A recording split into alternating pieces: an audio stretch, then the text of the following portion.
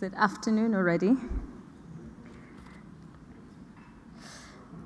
Excellencies, honorable ministers, distinguished guests, all protocols observed. It is my privilege to welcome to the stage shortly a man who needs no introduction, but I will share a few snippets about how our paths have crossed, particularly over the past decade. Before joining the forum, I served for several years as an honorary member of the South Africa-Tanzanian Business Forum in Dar es Salaam. It was launched by former President Kikwete and President Zuma in 2011.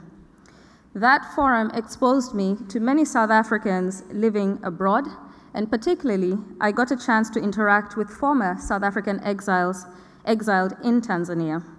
What stands out for me is the education facility set up by the ANC in Morogoro in Tanzania in the late 1970s. Mazimbu is where the first batch of ANC freedom fighters arrived seeking political asylum. Both Deputy President Cyril Ramaphosa and President Jacob Zuma lived in Mazimbu under the leadership of Oliver Tambo, who also lived there. In 1990, Mandela visited Mazimbu and even spent a night there, inspiring and encouraging the exiles with hope that South Africa would soon be free and they would be able to return home.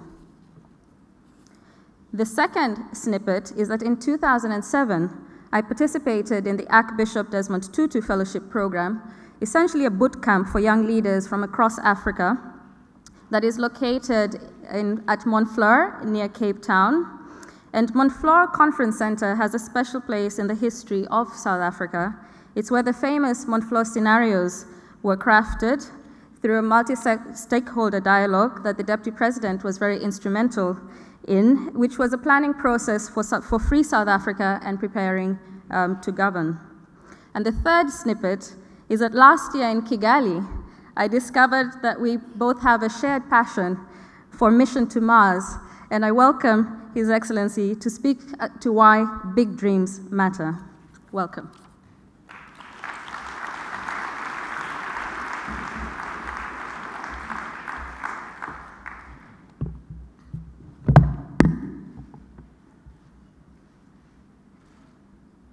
Program Director, Your Majesty, Your Excellencies, and my loving sister, Elsie, for revealing a deep secret about our joint mission to Mars, which will be launched in 5 years' time. Let me begin by expressing our profound appreciation to the World Economic Forum for having convened this forum and gathering and bringing it to South Africa. Thank you also for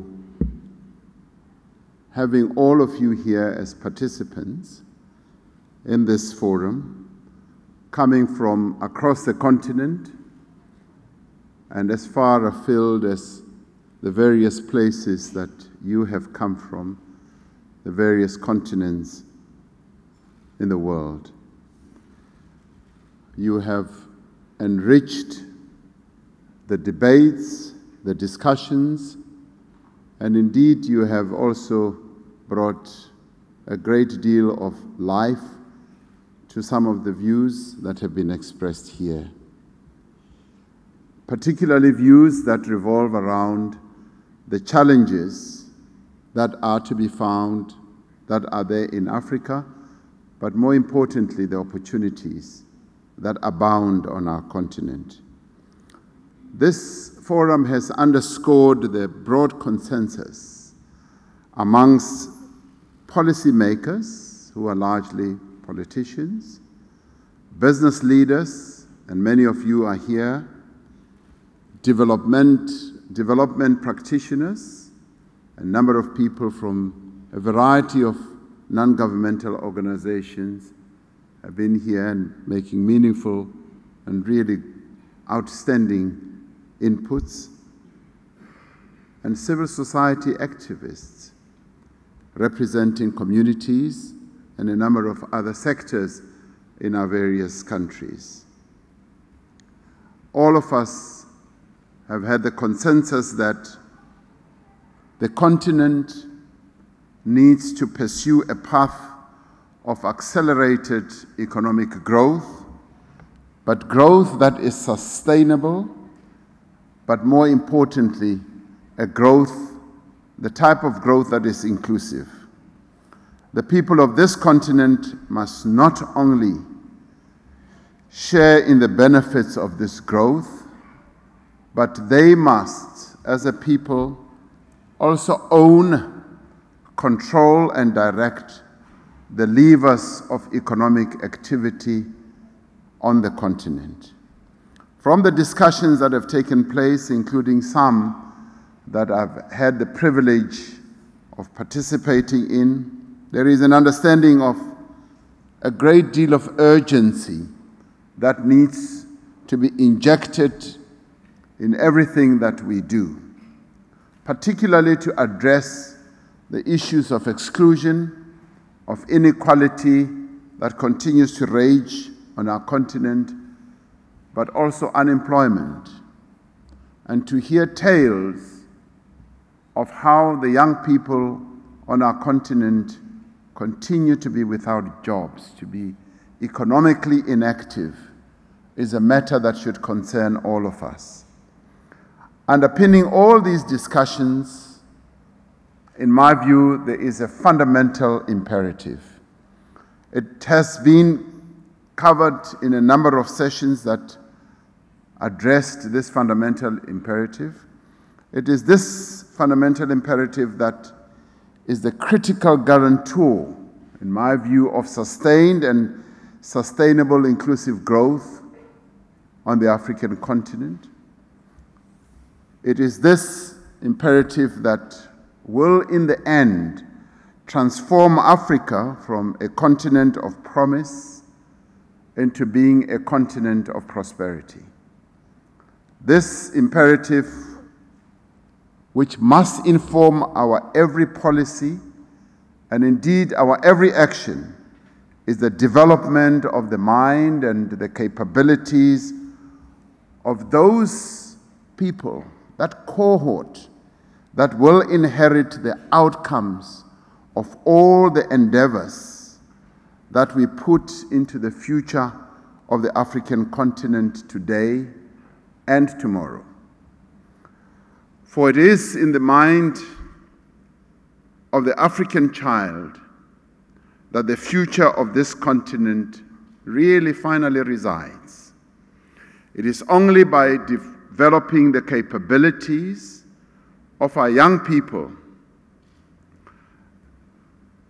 that we will achieve the inclusive economic growth that we so aspire to have. It is only by developing the intellectual capacity of the African workforce of the future that we will be able to effectively exploit our abundant resources for the benefit of the people of this continent, and in the end, be able to seize the opportunities of the fourth industrial revolution. Without doing this, much of what we could be looking at could be a pipe dream. The development of Africa's children and its youth needs to be at the center of all our economic policies. This means that we must give just as much attention to the maternal health as we do to the expansion of free trade areas. It means that we must invest as much in early childhood development as we do in energy, communications, and infrastructure.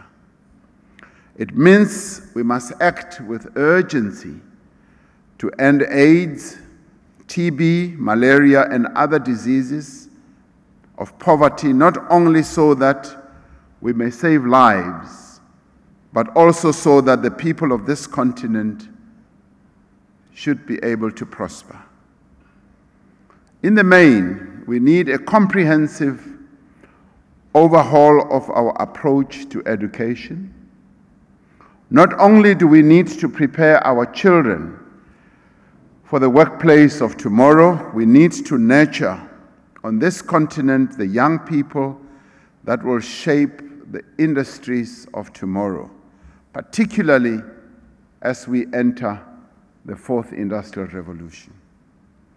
The work that is being done to promote science and innovation in Africa through initiatives like the Coalition for Research and Innovation, and which is being championed by the World Economic Forum, is contributing directly to this effort.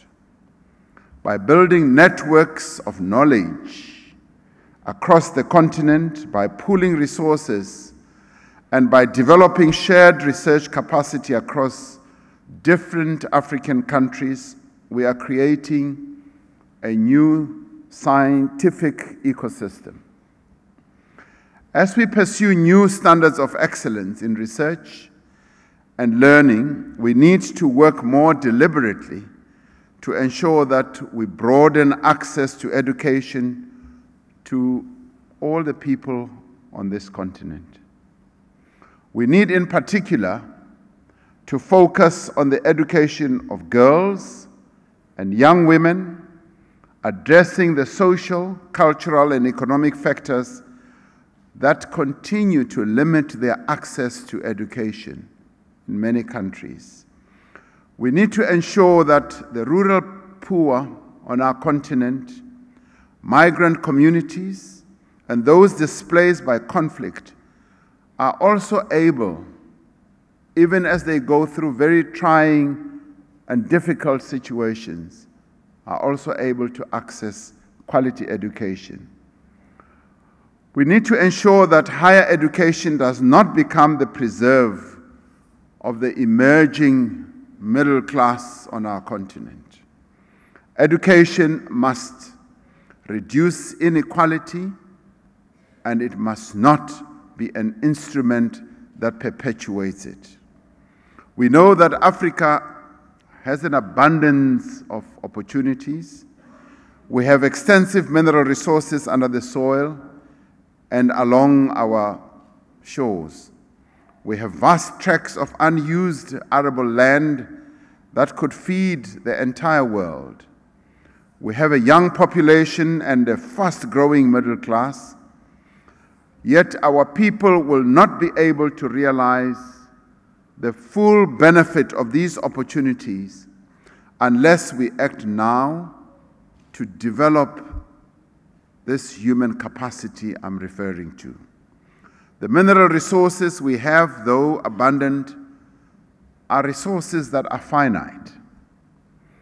They are prone to massive fluctuations in demand as well as price.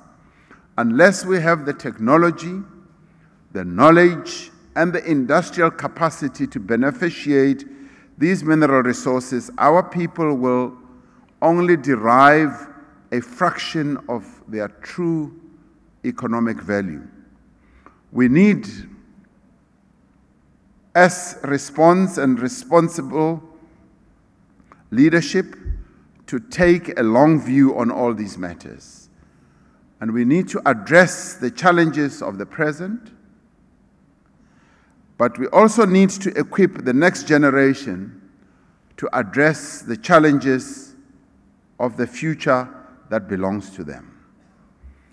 Our attention now needs to be on our ability to take action on deliverables.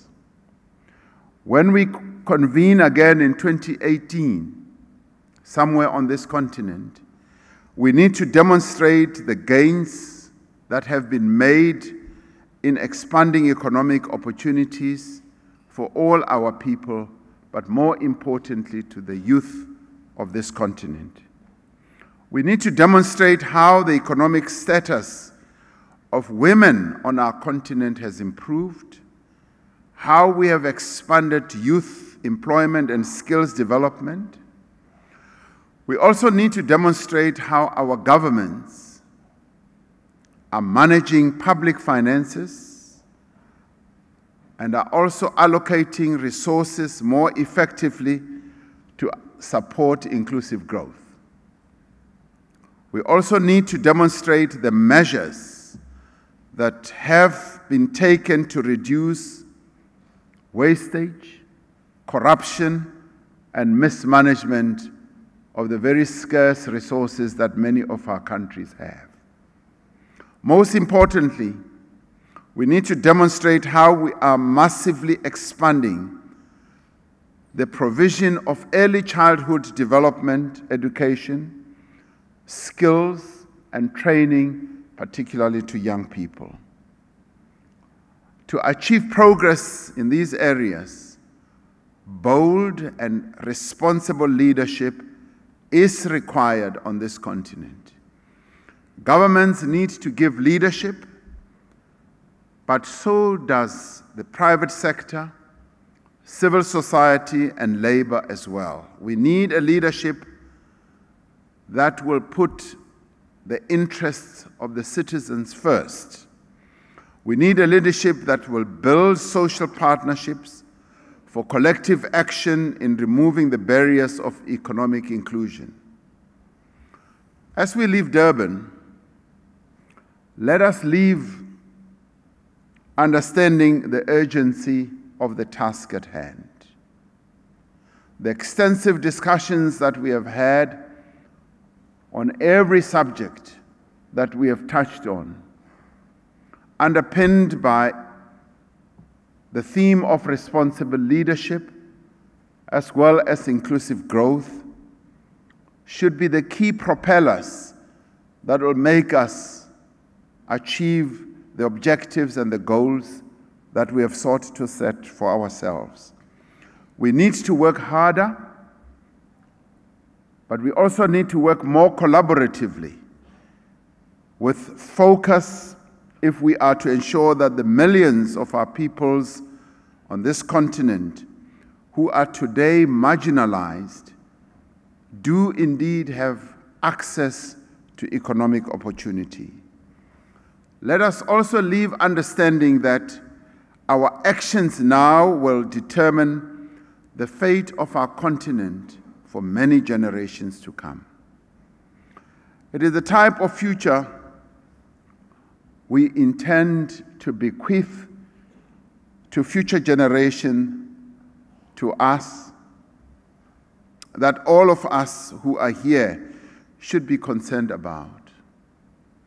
As leaders who are gathered here, and nearly all of us are leaders, we should be more focused and concerned about what is it that we are going to bequeath to that generation that is bound to come after us. And I'd like to believe that everything that we should do now should be with that in mind. What type of Africa are we going to leave for the youth, for the young people who are going to inherit this continent? Are they going to inherit ashes? Are they going to inherit half-baked solutions? Or are they going to inherit the best outcomes that we have tried to leave for them? I could not agree more with what Mr. Klaus Schwab said when he made opening remarks to this forum, when he said, leaders should lead with respect and dignity and consider themselves as trustees, and may I add, as guardians, and may I add, as bequeathers for future generations, and to serve their communities, and I would add, to serve that future generation rather than to serve themselves. Ladies and gentlemen, I'd like to believe that we know what needs to be done. We are all aware of the solutions that can be embarked upon to make this continent a winning continent. It should be beyond theory now. It should be more action. And if all of us, if all the countries of this continent can put the interests of our people first and the interests of the future generations first, Africa is definitely a winning continent. And I would agree with my sister that it should be seen as Africans rising rather than Africa rising. Thank you very much.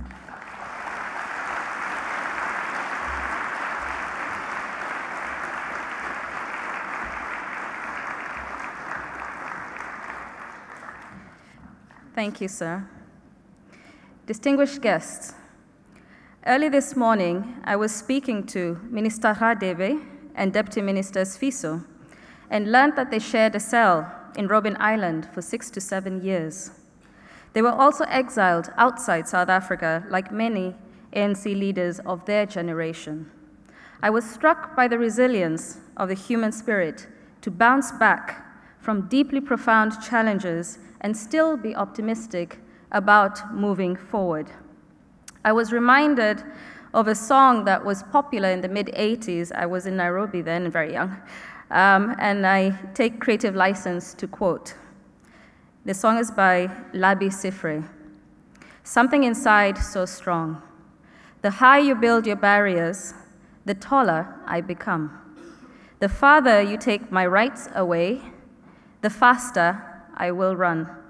You can deny me, you can decide to turn your face away, no matter, because there's something inside so strong, I know that I can make it, because there's something inside so strong.